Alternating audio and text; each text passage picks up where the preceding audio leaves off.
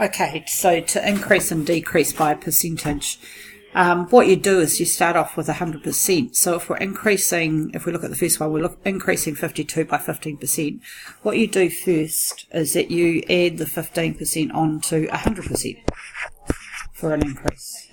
So that makes it 115%. Okay, so after that, take the 115 and make it into a decimal by dividing by 100. So 115 divided by 100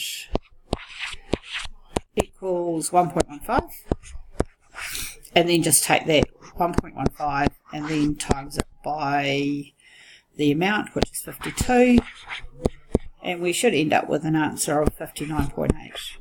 So that has been an increase on there of 15% on 52.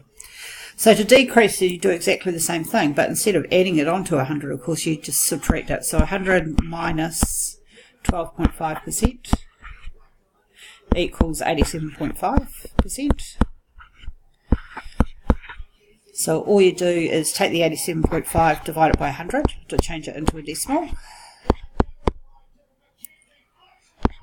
So that becomes 0.875. And then just multiply by the amount, which is 163, and that is answer of 142.625, and that's automatically decreased by that.